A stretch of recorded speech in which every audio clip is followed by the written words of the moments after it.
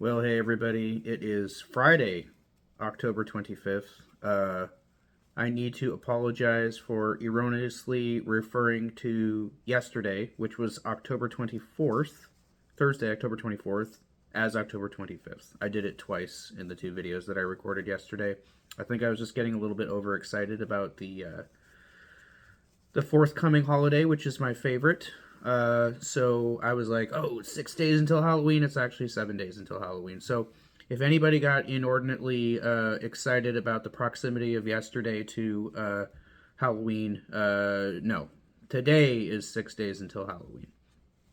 All right. But there's a silver lining to yesterday being 7 days away from Halloween. That means it gives me more time to create cool Halloween related content and for you to put up more decorations and watch more horror movies and just get into the Halloween spirit. It gives you one extra day, so that's the silver lining there. Honestly, like Halloween night itself isn't that. I don't know. It's like it's a weird. My thing about Halloween is a little bit weird because like Halloween night itself, I don't do anything. I just sit at home. Most of the time, I don't even have candy out for kids. And I certainly don't go trick or treating anymore. So I don't know. Like, I guess Halloween. It's almost like the build up towards Halloween is what I love about it. But Halloween night itself is honestly a little bit lame. But anyways, yeah, I guess this could be considered part two of a new series that's consists of me pontificating about stuff in the first half of the video and then me sampling some kind of junk food in the second half. I don't know, pontification plus junk food. I guess we could call it that.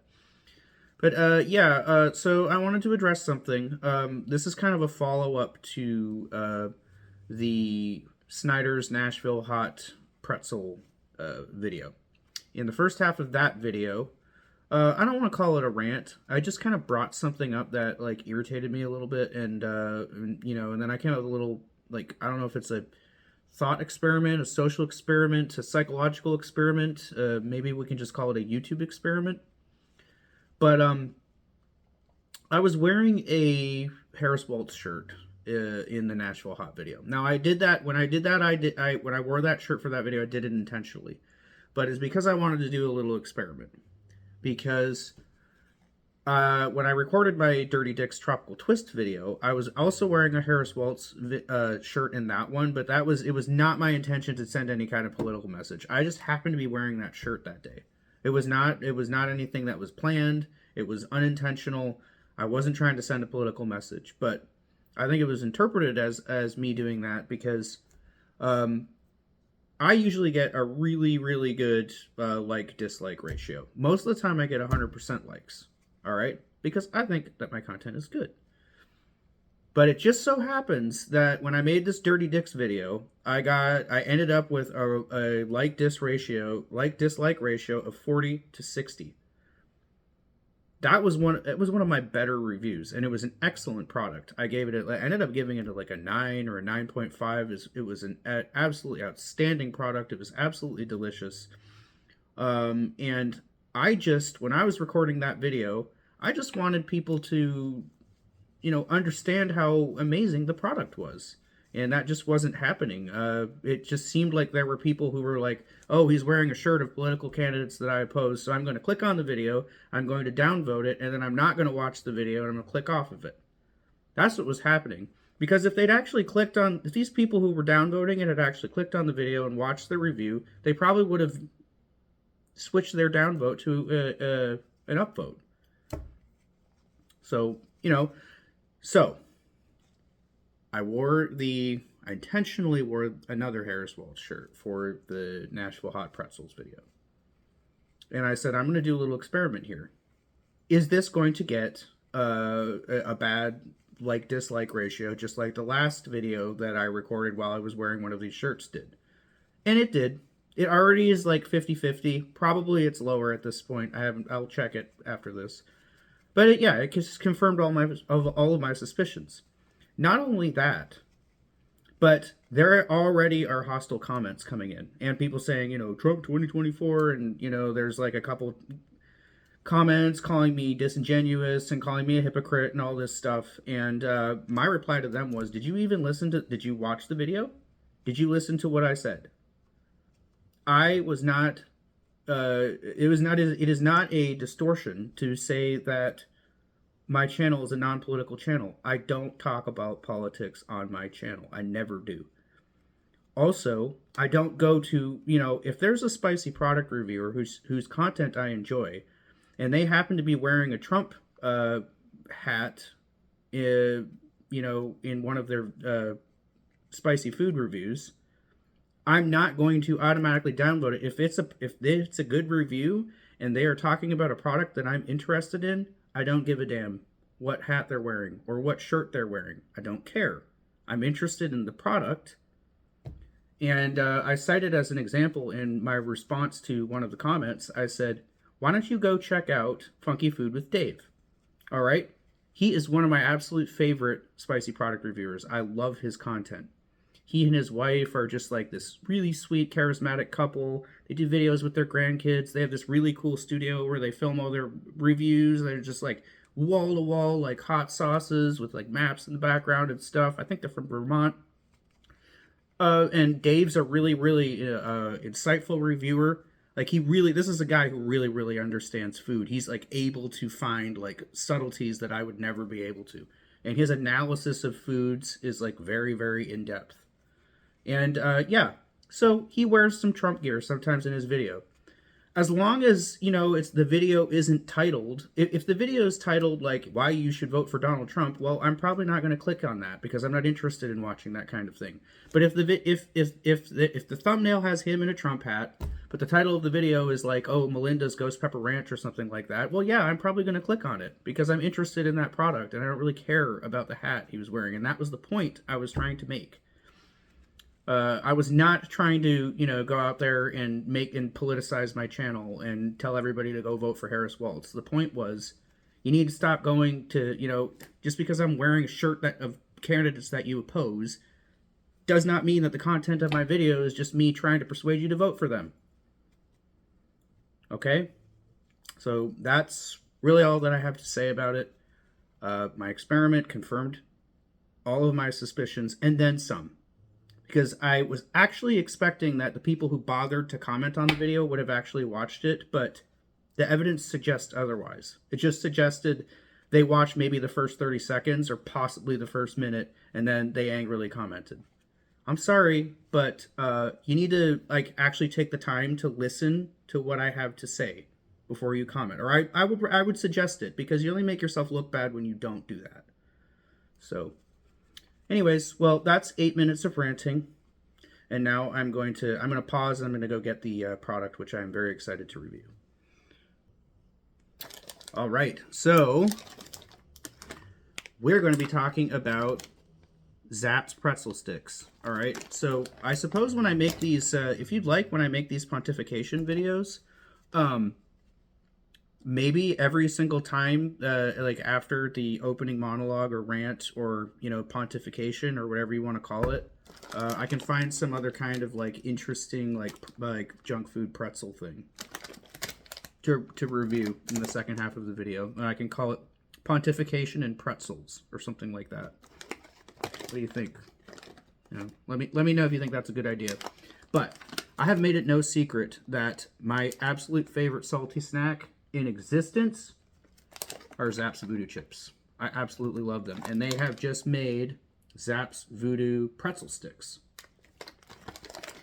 All right, so, I don't know, actually it's not like right out in the stores like in the last week or something like that. I mean, they've been around for like a few months, and I have had them before, but what I'm specifically going to do is try them again today and compare them to the kettle cooked Zapp's Voodoo chips, because those are a 10 out of 10 for me, and they are my favorite salty snack. And the reason that I would give them that rating is because they literally managed to check all of the boxes of everything that you want out of a chip, out of a potato chip. Okay, wonderful crunch, perfect amount of saltiness and seasoning. There's a tartness to them. There's a little hint of spice. There's a little hint of sweetness to it. It's just like I said, there's like multiple boxes. When you open a bag of chip, when you open a bag of when you open a bag of chips, there are certain boxes that you want checked. That you have certain expectations for that, and there's different boxes. This, like, when the first time that I opened up a bag of Voodoo chips, I had like 6 or 7 boxes, and as I'm at the first taste of it, I'm checking all of them. There is the perfect balance of everything that you were looking for in a chip in that. It is a wonderful, wonderful blend. It's whatever their secret blend is. I hope it never gets out because, that's just, they're absolutely fantastic. So this is, I have high expectations for this, but I'm going to be shocked if these are as good or are as amazing as the kettle cooked chips. I know they're going to be good, but are they going to be as amazing? Let's see. All right, so the ingredients are wheat flour, vegetable oil, and there's corn oil, sunflower oil, cottonseed oil, and or canola oil in this. Salt, sugar. Wait, so there are 4 different types of vegetable oil in this? Wow. That seems a little bit excessive. 4 different types of vegetable oil. I'll have to go look at a bag of the Voodoo chips and see if they also have 4 different types of vegetable oil in them. So there's salt, sugar, sodium diacetate, artificial flavor. Oh, the sodium diacetate is the artificial flavor. Monosodium glutamate, Torula yeast, dextrose, onion powder, autolyzed yeast extract, tricalcium phosphate, citric acid, yeast. What? So there's 4 different types of oil in this, and 3 different types of yeast. Paprika for color, garlic powder, calcium silicate, spice, paprika oil resin, which is paprika extract and soybean oil, turmeric for color, and smoke flavoring. Oh yeah, and that's another thing I wanted to say about the another box that was checked by the Voodoo chips that I couldn't remember was the smokiness, because I love that in chips too. Yeah. Well, this seems to have most of the same things. I think it's really just going to come down to, it's probably going to be the same flavor. It's just going to come down to which texture does that seasoning blend work better on. Also, the saturation of the pretzels is very important too. As you know, and I've stated this many times, when I eat salty snacks, I want them to be absolutely drenched, saturated. Whatever the word is for putting a hugely excessive amount of powder on a salty snack or on a pretzel piece, that is what I want. And it looks like they got it just right. Look at all that.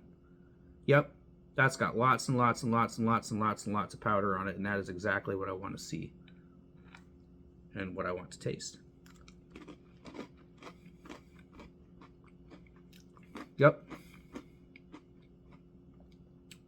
Got that tanginess, that tang, that zest, kind of mustardy. Even though there's not mustard powder or mustard seed in it, I don't think.